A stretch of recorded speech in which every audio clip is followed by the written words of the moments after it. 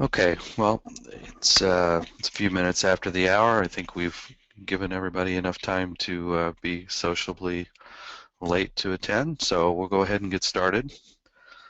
My name is Jeff Chamberlain. I'm the Vice President of Product Marketing for ReachForce, a data quality solutions provider. And also with me today is David Raab of Raab Associates, and we will be presenting data quality for hipsters, how to make data quality cool. So without further ado, we'll get going our agenda for today. I'll obviously introduce David and give you a little bit of background on me. Talk a little bit about data quality for hipsters. What's the landscape out there for data quality and data sources? Why is it important? How can you maintain data quality? What do we see coming down the road, especially what's David see from his analyst point of view? And then have some time for some questions at the end. So here's our smiling faces, minus the hipster look. Our guest speaker, David Raab, is the principal analyst for Raab Associates. Raab Associates is a consultancy specializing in marketing technology and analysis. David has published a series of reports on marketing technology vendors, his latest being a guide to customer data platforms. He is also author of the B2B Marketing Automation Vendor Selection Toolkit and the Marketing Performance Measurement Toolkit. David's clients included major enterprises in retail, insurance, communications, technology, and many other industries. Prior to his consulting career, David was a direct marketer in magazine publishing and continuities. Myself, just very briefly, currently Vice President of Product Marketing for ReachForce. I've been working marketing technology for 30 plus years with experience at companies such as Hewlett-Packard and Primo, and have worked in product marketing and solutions marketing for a number of years, but also have spent time in demand generation and partner marketing and most areas of the marketing operations as well. So without further ado, thank you for joining us today, and I will hand it over to David to talk a little bit about, is data quality hip? Thank you, Jeff, and welcome everyone. Thanks for joining us. Is data quality hip?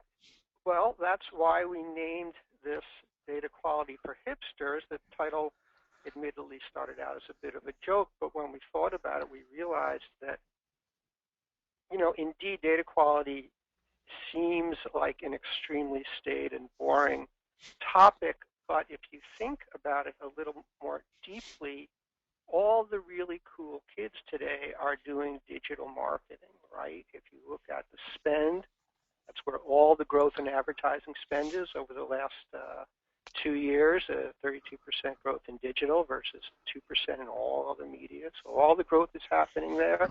And if you look at what the leading marketers are up to in terms of channel integration, which is really a digital marketing thing, 35% of the leading marketers had their programs fully integrated across all channels versus 12% of others. That's an IBM study. So, yeah, actually, the hipsters are doing all this cool digital marketing and all this cool integration, but they are totally going to fail if they don't have good data, because digital marketing in general and integrated marketing in particular are totally and utterly reliant on the quality of your data. So if you're going to be a successful hipster, as a marketing hipster, you really are going to have to focus quite deeply on your data quality. So not only is data quality hip, but it is essential for your hipness quotient, speaking as one who has an extremely high personal hipness quotient. So next slide there would be, data is the new black. Or more to the point, data quality is the new black, exactly because we really need to make sure that the hipsters who are doing all this marketing have good quality data. So, but that just begs the question, so, well, what's the big deal? I Yeah, you need clean data. You need a lot of things. You need pointy shoes and skinny jeans. But so why should we focus on data quality as something that's a critical issue? Well, basically because data quality is a big problem. All right, data gets dirty for a lot of reasons. All right, data gets obsolete, particularly in B2B. People change jobs all the time. Probably many of you are in LinkedIn, and you get those little messages from LinkedIn once a month or so. So-and-so got a new job, and I think I just saw one yesterday. It's like 9%, maybe it was even 19% of the people in your network have changed jobs. I assume that's like within the last year, and that's not uncommon. The numbers really are that high. So people move, so your data gets obsolete. But even if it was, but that assumes that it was good in the first place, right? But people don't necessarily fill out the forms. They don't fill them out accurately, and we all know, if we're working marketers, that there's a trade-off between the length of your form, the amount of data that you ask for, and how many people actually fill out that form. So we don't want to ask for too many questions, and of course, even when we do ask for it, we don't necessarily get honest answers. There was a study recently, and I can't recall the statistic, but it was some huge number of people admitted or said that they often lie on forms. I will admit that the phone numbers that are in many a database for me are not the phone numbers that actually you would I would answer. Hopefully, no one else is answering them either. I'm pretty careful to put in numbers that I think are invalid. So there's a lot of incorrect data that people provided, and the data is irrelevant. Even if it's still right, people's interest changes. So the fact that they were looking, last month at a new car or a new CRM system or a new widget, whatever you happen to be selling, doesn't mean they're still interested. So you really have to worry about the currency of your data in addition to the accuracy. So there's a lot of reasons that data quality is truly the new black and is really important. Now, none of this is new. We all know this as marketers, so you'd think, everybody knows this, and by golly, I'll bet they're all really doing a good job, aren't they? Well, Jeff, are people doing such a good job of cleaning their data? Oh, the image I had when we were just talking about this was just one that I think applies so well to marketers. It applies to a lot of areas. I've heard managing programmers is a lot like herding cats as well. But certainly, as someone who's been in marketing most of my career, has a technical background. I don't admit it too much publicly, but I am an engineer by education, and has been around the marketing automation arena and a lot of the wave that I would call towards the science of marketing. I think it's very clear to me that one of the biggest challenges we have as marketers, one, communicating, and two, certainly doing things as disciplined as data quality, is that it's really just not in the typical marketer's nature to do this. And I think we're seeing a lot of things change because of that. I just was on the phone with one of our customers today who's spent the last decade doing marketing data and analytics, and there's not many marketers out there with a decade of experience in that arena, much less any. And it really runs orthogonal to the nature of marketers and the whole creative Mad Men concept of marketing, if you will. But I think that's part of what is becoming hip, just like the nerd trend hit and the hipsters hit.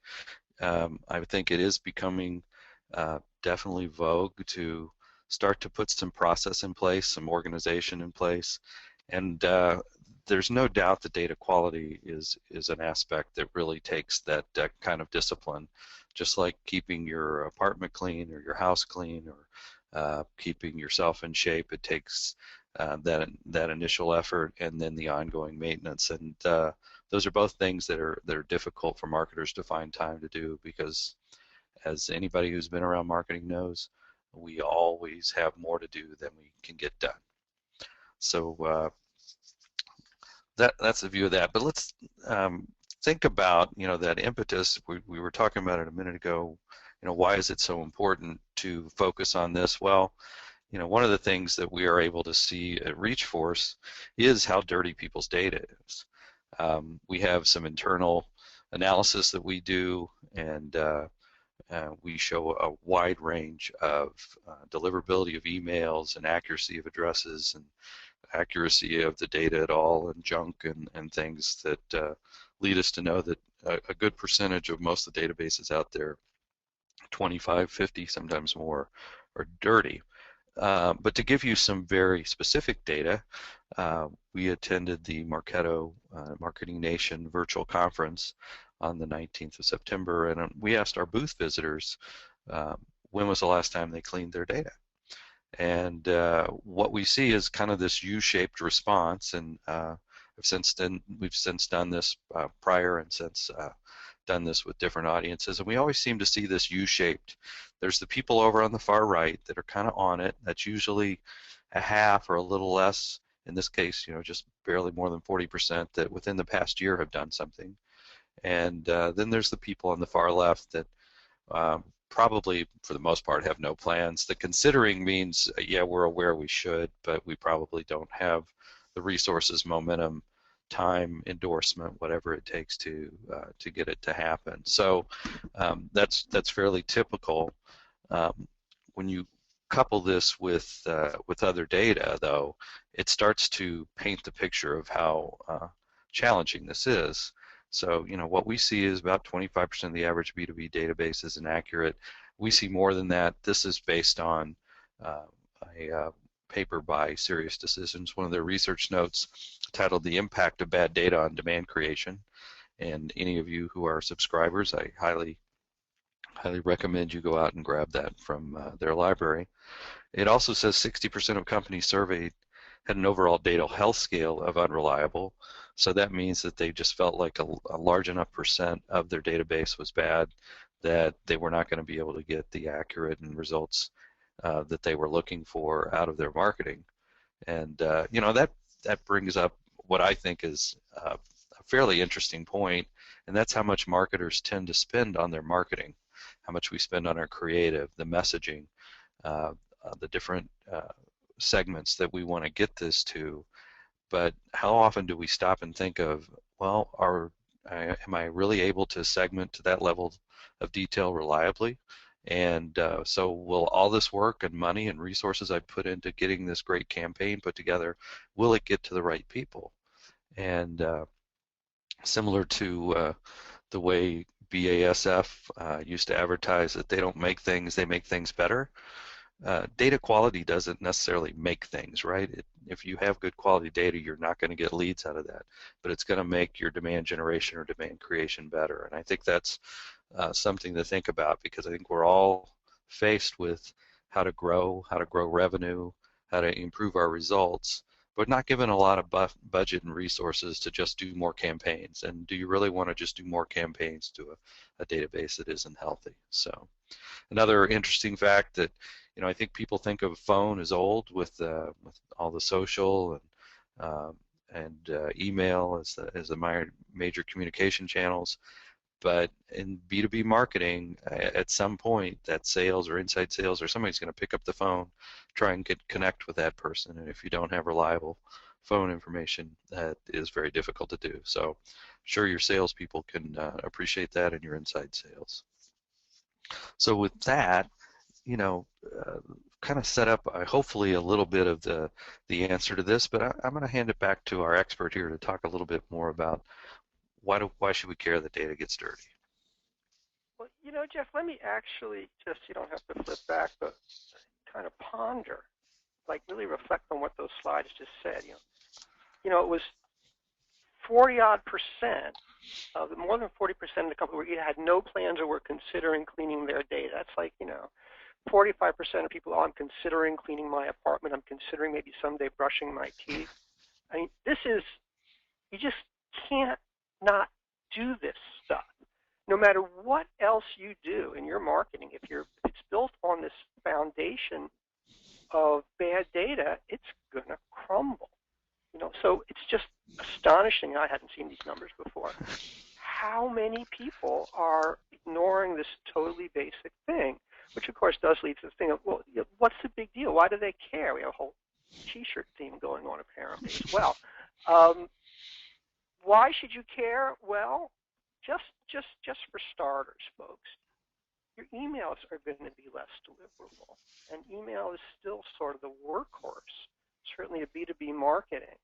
You're going to, you'll send to people who aren't there and say, well, what the heck, so it doesn't get delivered. But, if you have enough bounce backs, then you're going to start getting to be blocked and blacklisted. And even the folks who are there are not going to get your emails, right? So it's a really big deal to have bad email data and to get your emails not deliverable.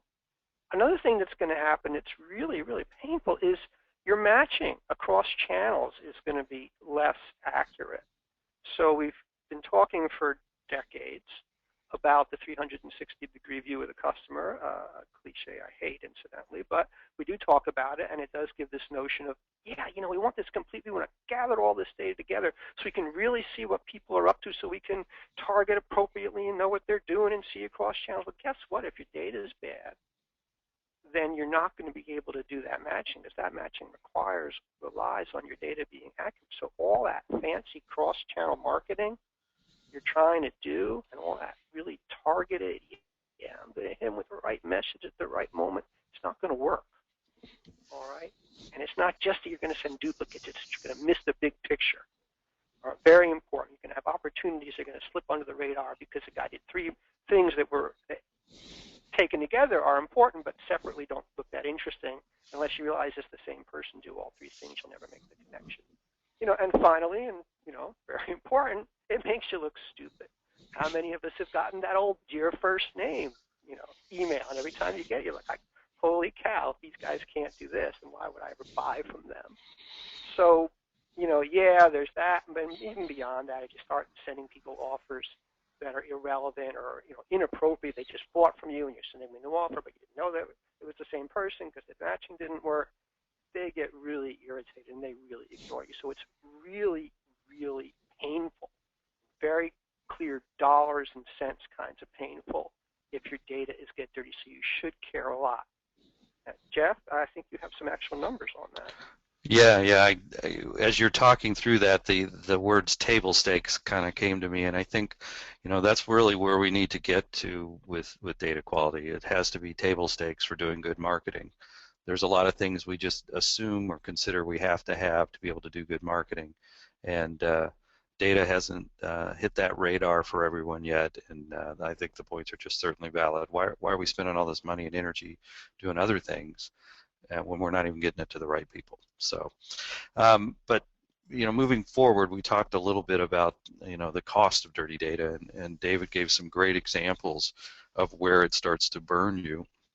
We put together an ebook that's available on ReachForce's site to go through this and help you understand and maybe help you educate others within your company so that you can help make a better case out of this, what the costs of dirty data are. And there's a certain amount of your contacts that are going to just degrade and attrit out of your database over a year. And Marketing Sherpa says that's 2.1% per month. I've seen numbers up to 3% per month. I think from Sirius, it's going to vary depending on your database, but it's a significant number. I mean, when you look at that over a year, you're talking about almost a quarter of your database that goes bad every year, and that's a pretty significant amount if you're not doing anything annually at a minimum to manage it. And you can't stop that. I mean, people are going to move and change jobs just like I did in the last few months and make some of the data or most of the data about me incorrect in a lot of the databases. But what you can do is put something in place so you know that's happening. Some people will actually clean their list just by sending to people that they're bad. Well, that can really start to hurt you. Your sender score and your ISPs can get upset. Blacklists will show up, and that kind of exposure is where you learn the difference between visibility and exposure. Exposure in that you will actually see some of your good emails start to get held back by the ISPs, and it will have a multiplying effect on your ability to send. And that's where you can see in this second one, the duplicates, spam traps, undeliverables. We've very conservatively put that at 2%, but depending on your practices, that can be more. And certainly when you start to see your sender score hurt and ISP is holding back, they can hold back percentages of your email, and you can see as much as almost half of your email held back, even though it's to the right person and a good email. So you really have to watch that sender score and reputation, and make sure you have somebody that's on top of that for you. The other things you have to think about is, as you're now losing contacts to, because you're sending poor messages or you're sending those dear first name messages, and it's irrelevant, people will unsubscribe from your stuff and opt out, and now you're losing people that you really wanted to connect with, you really wanted to engage with, and you can start to lose 10% more of your contacts, and you lose a percentage from that sender score issues, and now you can work your way down to half of your database being deliverable, which is pretty dramatic considering what I'm sure you think you're doing. And now if you do discover this, you go out and maybe hire a vendor to run your database through and tell you where you are, or you start to see really what kind of deliverability or response rates you're getting. You're going to turn on either more marketing, which is very expensive, or you're going to go out and buy contacts, or you're going to do something to try and build that database back up. And basically that's work you didn't have to do had you done a good job of managing and maintaining the data. So it is 83,000. The number that you see here is based on 100,000 contacts and a lot of assumptions around the costs and stuff. It can be much greater than that very easily, and you can see where fairly quickly you're behind the 8 ball and your marketing is really just not achieving the results you want, and you're spending money you don't need to spend. But there is a good side, David. That's right. And, this picture could be you at the next company picnic doing the interpretive dance describing how marketing's results were this year, right? It could be great if only you would clean your data, all right? So what kind of benefits can we see? Well, better targeting, all right? We're going to do that merging that we talked about and get that complete view. But even beyond that, cleaner data is actually easier to work with. It's easier to analyze. It's easier to do predictive modeling against. There's just less data cleanup involved to actually make sense of your results. You're going to find and uncover interesting new things that you would have missed if the data were dirty. So there's targeting benefit. You're going to find new opportunities. I spoke before about having 3 different things that you didn't realize were all from the same people. Well, you can get all these very important buying signals out of the web and social data in particular, but also from your internal data and from that better analytics. There's all these things that you'll uncover if only you have clean data and you can actually see the patterns that are sort of hidden inside the noise. Think of it as a window that's dirty. You have to clean off the window to see what's going on. You have better relationships with the sales department, which of course is really important.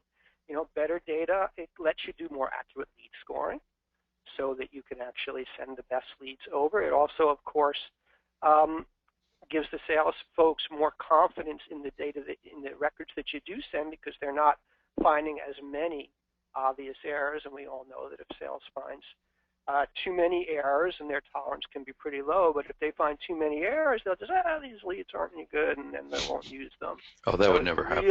That would never happen, right? Not in your, not at ReachForce or Raab Associates, but some companies. So, you really want to send across really clean data so the sales guys have at least one less reason to decide to ignore what you send them. And then, of course, lower costs. Jeff just went through a lot of those: duplicate messages, files to store, deduping methods. If the original data is dirty, then the deduping is still possibly really expensive, much harder than if the data is clean to begin with. And as Jeff said, paying to acquire, well, rebuying the same lead. It's not, some records get bad, so you got to buy new ones. It's going to happen. But you may actually have some of those folks in your file. You just don't realize it because the data is so dirty you don't realize who they are, so you go out and you buy them again. So there's lots of really good benefits into just be dancing and singing and floating with the balloons on a beautiful green field if only you would clean your data. And I think we have some costs, more numbers. Yeah. So in that similar analysis that I alluded to around the cost of dirty data, we also then do the flip side. Well, okay, what if your data isn't dirty and you clean it? and what are the benefits, because there is an upside. So this is one of those where bad is worse and good is better. So you're going to have that same degradation of your data from people moving and stuff, and that's going to drive you to a certain amount. And a certain amount's going to get picked up in spam traps no matter what you do. That's just the nature of the beast. Well over 99% of the email that is sent gets caught in spam traps. Now, fortunately for most of us, most of that is really spam coming from who knows where and offering to send you $10 million if you send them 10,000. But the reality is they try and take a wider swath rather than let some of the spam get through, and sometimes we get picked up in that.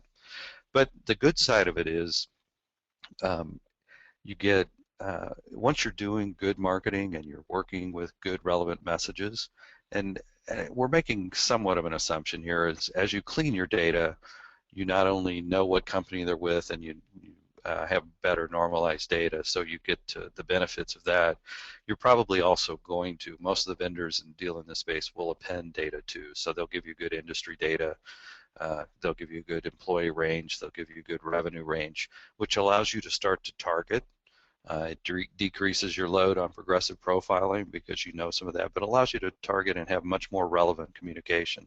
So now you're going to see people saying, well, yeah, they know what industry I'm in, they sent me something relevant, this is applicable to Fortune 500 companies, and I'm going to forward this on to some people. This is good stuff. And so you start to see that multiply and increase your database size rather than the decreases we saw on the other side. So, you're saving all those costs of having to replace contacts you've lost incorrectly, and you're also adding to that now this incremental amount. So, again, 190,000 in additional savings that you don't have to spend is conservative, and it doesn't really even take into account now the additional market that you have available to you. The more leads you're marketing to, obviously you're going to close more business and drive more business, and certainly if you're engaging with them more relevantly, you're going to see a better response rates and better close rates out of that. So that's where the dollars really start to multiply, is in not only the cleaner data and avoiding costs, but also in the incremental revenue you're going to see from dealing with that. Plus, not going home and just commiserating about the fact that you just spent, $40,000 to buy contacts, and you really would have preferred to do something much more fun and creative with that. So I put together a little bit of a series of analogies. I'm very visually oriented. I think most marketers are, to some degree, to try and help you remember some of the concepts here and maybe help you relate them either to others or people you're discussing this with. The Leaning Tower of Pisa, I don't know how many have been to Pisa and seen it. It is a beautiful site, and it's right there next to the Duomo and the other buildings that really make it an interesting site. But nobody is living or working or doing anything in the Leaning Tower of Pisa. You are allowed to still walk up it, which is a fairly harrowing experience. But for the most part, it's become a spectacle. And so what's the analogy here? Well, if you consider the beautiful marketing that you put together, the messaging, the creative, all the work you put into it, that's that building. But the data, if your data is not good underneath, just like the foundation underneath the Leaning Tower of Pisa, then you end up with some very bad results. So they are not achieving what they meant to do with this building at all. They didn't get the results, and they're not getting the results. So the net of all of this is a beautiful spectacle, and you don't want your marketing to be a beautiful spectacle. You want your marketing to drive the opportunities that you're looking for. Now, I know this could be interpreted as self-promotion, and it's really not intended to that. I just wanted to make sure I was providing some level of metrics of what people have seen. And so I think this is really put in there more for the validity and to tell you that this really does work and people do really see results. And Marketo is a name I think just about anybody in marketing knows today, and knows how much focus they put on marketing. So they increased productivity 23% across their inside sales department.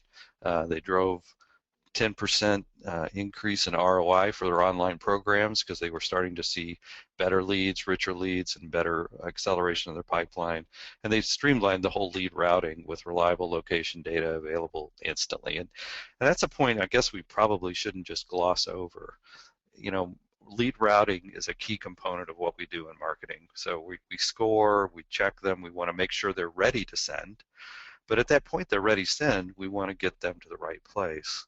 And if we don't really have accurate information on the lead that we're pushing over, if we're just scoring and there's enough hot there without having had further communication with them, or we don't really know reliably industry or employee size, or the company isn't normalized to the company name that you have in Salesforce currently, you could end up with routing that and creating a new company, new lead, and going to the wrong sales rep who versus the one that's already got that account.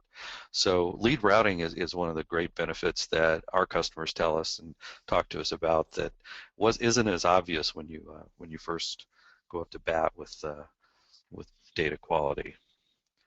Now, I'm going to go ahead and just pop through some builds here because it's a little bit long to get through, but Serious Decisions in that same article did a great analysis of how lead quality can really drive improvement at each stage of the waterfall. And most of us, I think, are living with or have our CMO beating us up about using the waterfall and the structure. But instead of what you see on the left with poor data hygiene, poor targeting, bad routing, make it up with volume, poor quality handed to sales, losing credibility there.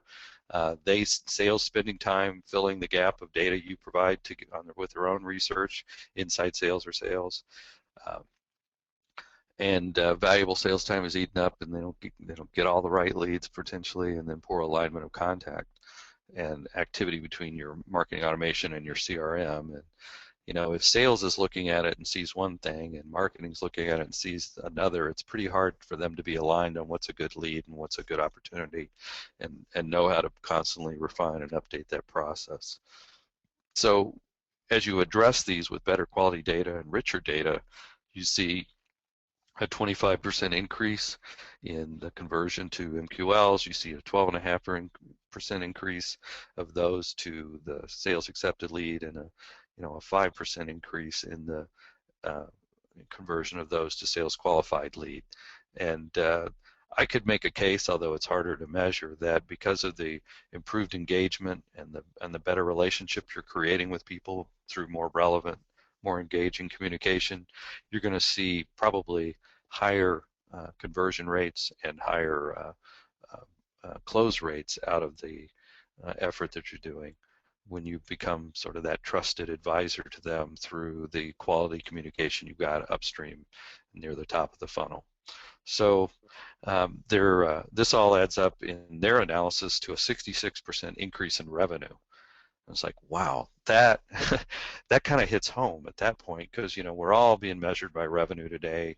We're all under the gun to justify and show revenue, and most of us are just many marketers and marketing departments I see are just trying to do that better building. They're doing a better campaign and better segmentation and or more segmentation, more relevant, creating all this content.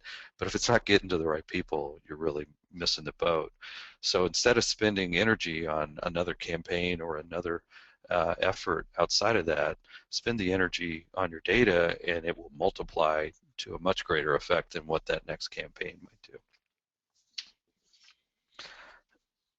And I don't know how many people are familiar with Heinz Marketing as one of the better known consulting firms in the marketing automation space, but Brian Hansford just nailed this very recently in September in a blog post that he put, where plan and budget for data hygiene in 2014 or lose your job. Now, obviously, he's trying to get attention and grab people's attention, but we're not the only ones that are seeing this. Everybody is starting to see the real financial benefits and benefit to marketing overall.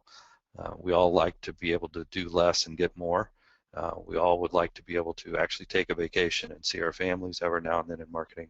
And maybe if you can get your current marketing more effective with a simple technique or good discipline around data hygiene and data quality, you'll have some time to do that. I can't promise that though, because somebody always comes up with another idea of what marketing should be doing. So we've talked a lot about the concepts, put some numbers to how to quantify it, but what's involved in cleaning your data? What does it really take? So I'm going to hand it back to David to give you some insight in that area. Thanks, Jeff. Yeah, so hopefully we've convinced you by now, having spent 40 minutes, that, yeah, this is kind of an important thing, and you really want to do it. Now you're just, what do I do now? You're excited. You want to just run out there and scrub that data by hand with a toothbrush if necessary. So what are you going to do? Well, you know, it's a process. First thing you have to do is kind of calm down, no matter how excited you are at the moment, and I'm sure you're very excited right at this moment. You know, it's not going to be easy. It's not something that you do in a day or a week or a month. So kind of just dig in for the long haul, set realistic expectations, recognize that this is something that you're going to have to work on continuously. All right, so now let's how to set those expectations. Start with goals. Okay, why am I doing this? And we talk in general about the importance of it, but, you know, specifically, how am I going to use this data? Am I going to use it for marketing, for analysis, for reporting, for what I send over to sales? Lots of different things that I'm going to do with data that require clean data. And I can't magically wave a wand and have my data be perfect, which would solve all those problems. So I'm going to have to figure out, well, what am I trying to accomplish? What are my goals? What are my priorities for these goals? How am I going to sequence these goals? So just take a systematic approach to thinking about what do I want to do, and then what data do I need for this goal versus that goal for the other goal, not just what data elements, but what level of quality. 100% quality perfection may not be achievable, it may not be desirable, it may not be necessary either, depending on what you're going to do. If you're sending mail and you don't have the zip 4 code on there, you know, mail will get delivered anyhow. It's first class mail, all right? You're sending an email and it's off by 1 character, ain't going to get there. So the quality level really does depend on the data and depends on the application as well. So, all right, so you've set some goals. Now you're going to want to assess, what do I have now? Assess my current situation. Where's my data coming from? What are my data sources? And what's the accuracy of the data in there now? And accuracy actually, not the right word, quality is the right word, because quality has multiple dimensions, accuracy being one of them, timeliness, completeness, standardization. Those are actually very different concepts. You know, we could spend an hour talking about them, but there's quite a bit that's been written about that, and I'm sure ReachForce has materials on it as well, to just really define and then set metrics. What are not just, yeah, accuracy means that actually it corresponds to reality. Well, how accurate is required? 90% accuracy. On which fields? First name field, how does it have to be versus last name field versus the email address? So be very specific, very quantified on those metrics that you're going to use to measure, because until you measure it, you can't change. You can't see how you're improving over time. So tremendously important to have metrics. Measure, and really measure, you know, with metrics, the current status, the current quality of the data. Set your targets for what you want it to be, and that's obviously the gap between them. Now move on to planning and say, okay, here's my current state, here's my desired state, here's the data elements I'm going to focus on. Now how do I get there? What's my plan? So it's going to be different things. There's lots of ways to clean up data to get better data. Okay, actually the best way to clean data is to start with clean data in the first place. All right, so what are my landing pages and my forms doing to ensure the data is clean? Have I put drop downs to do things like standardized titles and to validate addresses and so on? There's lots of stuff that I can do, both with online data entry and offline data entry, to get better data at the source. There's things that I can do with people like ReachForce to have go out and look at a third party and validate or question the data that's being provided by the client. I can gather information after the fact from other sources, sales, service, if these are customers. You know, what do they know about these folks? They may know quite a bit. They may know that, you know, Raab Associates moved 7 months ago. And maybe they could tell you that so you can get that updated in your marketing system as well. Okay, I can go out to third-party services, again, like ReachForce, that do this kind of cleansing. I can, as a last resort, I can call them on the phone and ask them. I can do direct data checking, but that's really expensive, not necessarily even going to be all that productive. You're not going to always get the answers that you want or the answers that you're trying to get. And again, we talked earlier about the accuracy is yet another issue. So, think about that. Think about it in terms of sort of a hierarchy of cost-value relationships and do the most cost-effective things first. But plan how you're going to do this. Now, once you have it planned, of course, you got to do something. So now they get into execution. And again, you're not going to do it all at once. You don't want to, and you couldn't even if you did want to. So you're going to start with a few things, measure the results, always measure, make sure it's working, make sure you're getting cost effectively what you're trying to get, make adjustments. Okay, as you get things that are working, now you're going to, repeat it, maintain the existing programs, add some new programs, see if you can improve the old programs.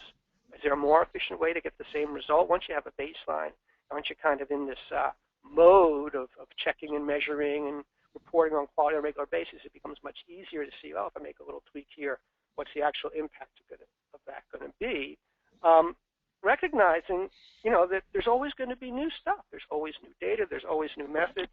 There's always new sources of data as well as types of data. So, again, nothing's ever done in business, but data quality in particular is something that's just going to be an ongoing kind of process for you. So if you're going to have two keys to success, the one is measurement. I think I've done that, and the other I didn't talk about too much. Tying it to business value, which gets back to that goal-setting process. What's it worth to have this particular bit of data, not just data quality, but this particular element? Is it worth spending an extra, 5 cents a record to go out to some third-party source for 10 cents, whatever it costs? If I can put a value on that, it's an easy case to justify the expense. If I can't put a business value on it, then it's very hard to justify. You have to take it away from something else, and you have to do a whole balancing act. So that business value calculation, we gave you some hint earlier on about the kinds of things to look at.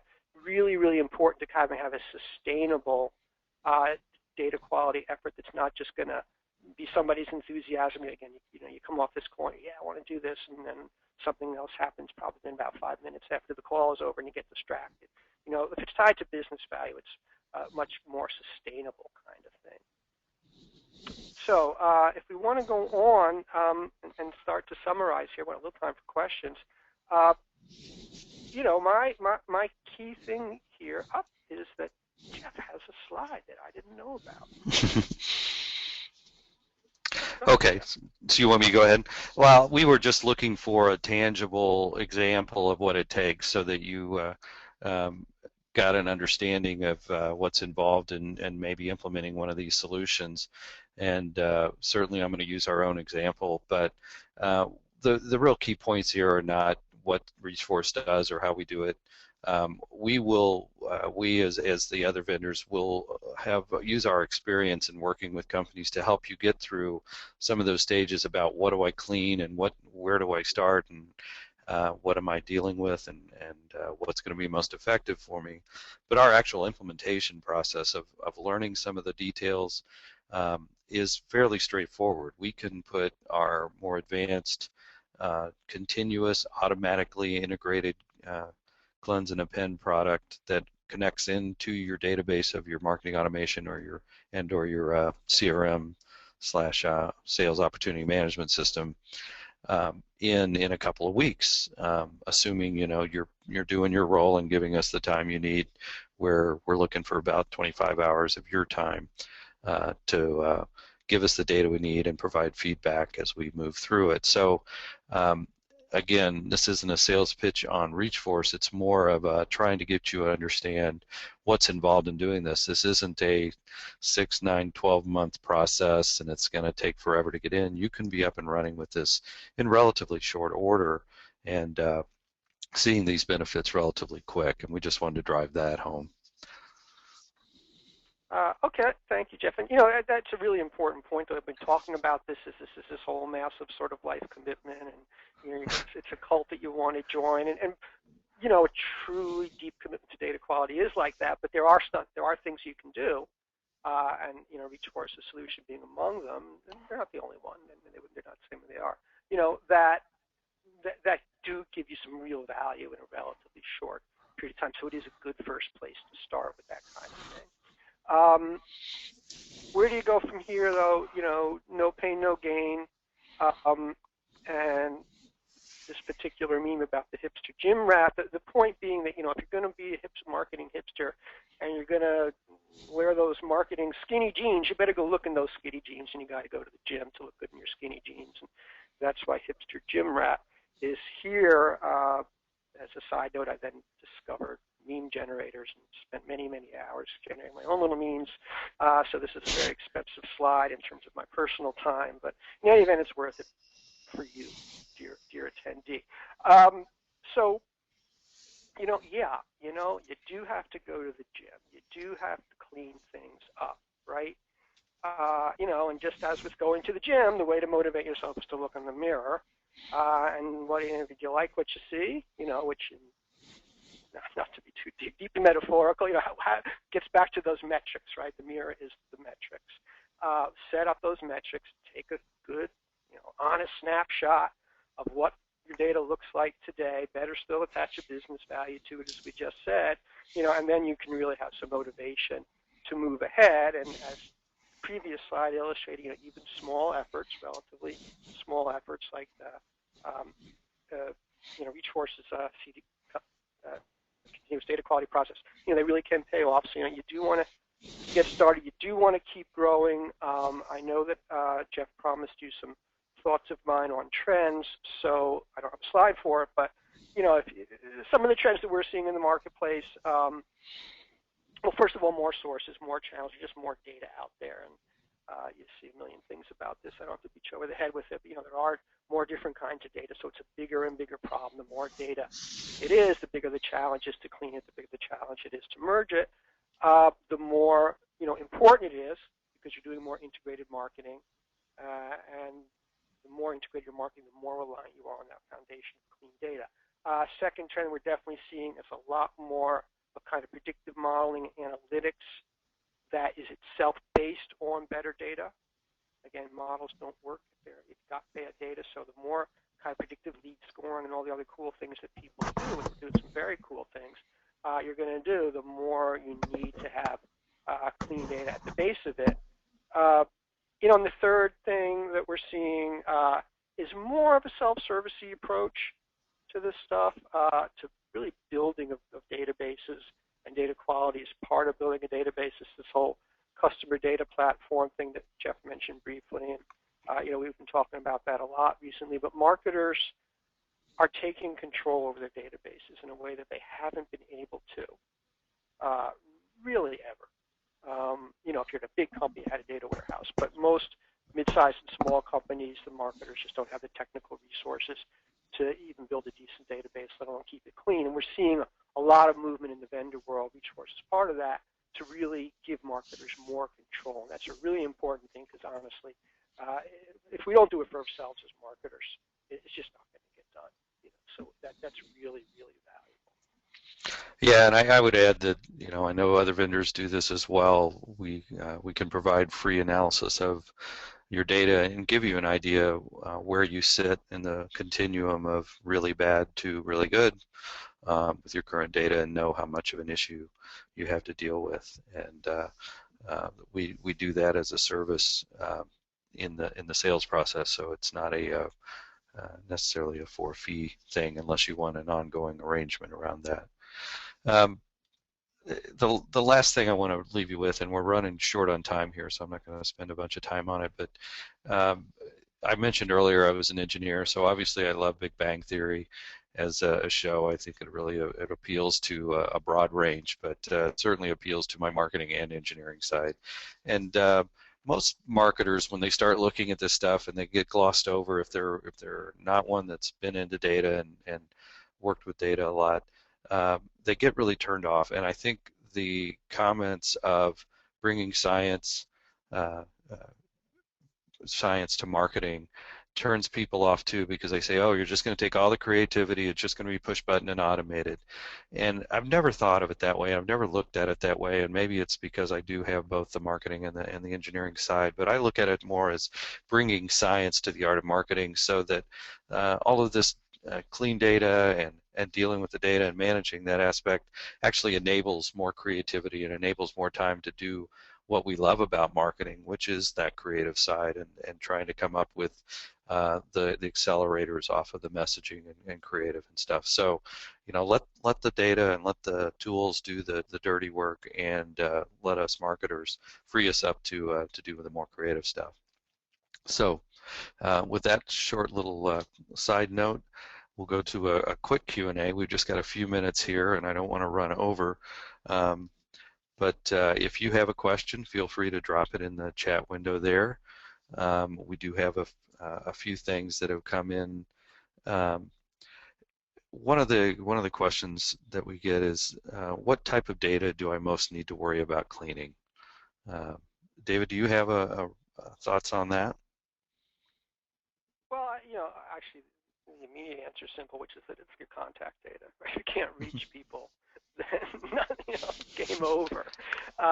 Once you get past that, I think it does get into things like I personally really, think behavior is really important for a lot of today's marketing programs. So capturing the web behaviors and the other behaviors, and sometimes there's public data that can also be scanned for buying signals and such. I think that stuff is really critical. And then company data is important, but honestly, that stuff you can get. It's not, ReachForce can append it or other people can append it. So, get it, and that's just, again, table stakes, but I wouldn't even focus my efforts on it because it's so easy to buy it.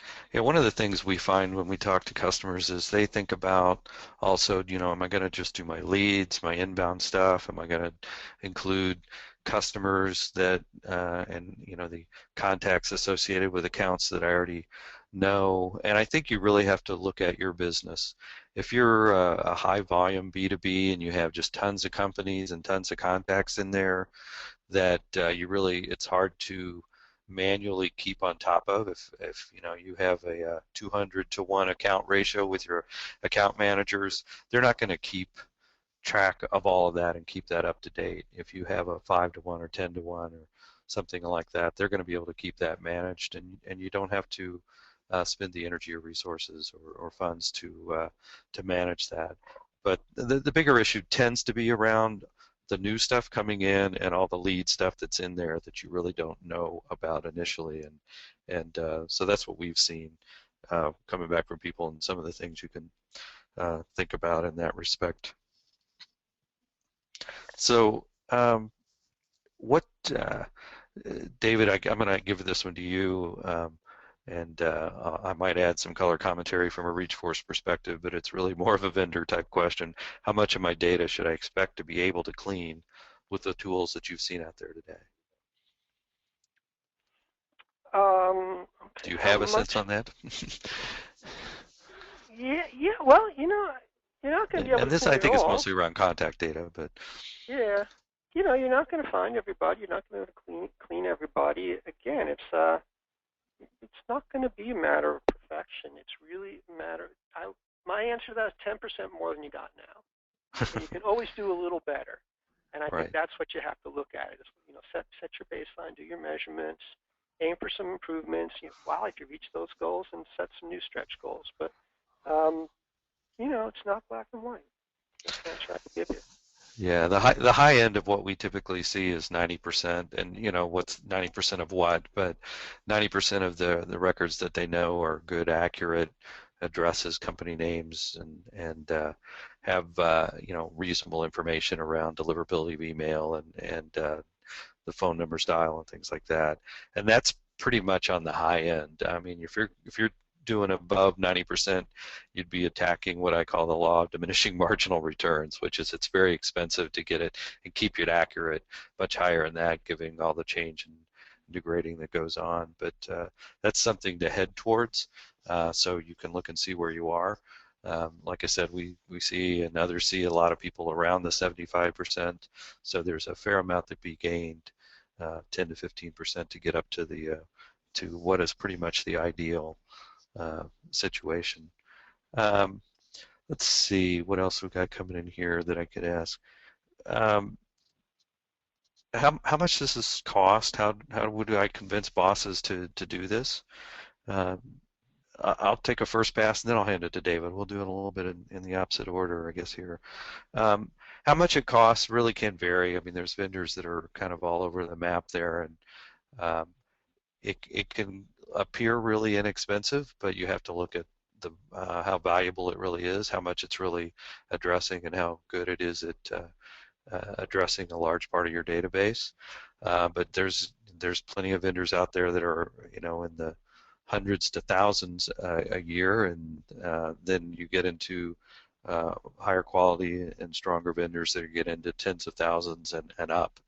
And it will usually scale on the size of your database, the amount of data you're working on, because obviously that's driving their costs. And it could potentially scale on number of users that are interacting with it, especially some of the ones that get into contact area, adding contacts and things like that, have some user-based pricing as a component of it as well. So it's not crazy, and especially when you look at the kind of return with the 66% increase in revenue and some of the numbers we threw out, it's pretty easy to justify the amount that you're doing, and especially also if you think about how it amplifies the current marketing you're doing. So it's making that better as well with that investment of time and resources. David, anything to add to that? Well, I think that was a very comprehensive answer, and I'm looking at the clock here, so Okay. I'll say what he said. Okay. All right. Well, we are out of time. I always go a little bit longer than I think I'm going to, so appreciate you all dialing in today. And if you want to direct any of your friends or coworkers to this, we will have it available on demand from the ReachForce website within a matter of hours or days here. So thank you again, and we will see you next time.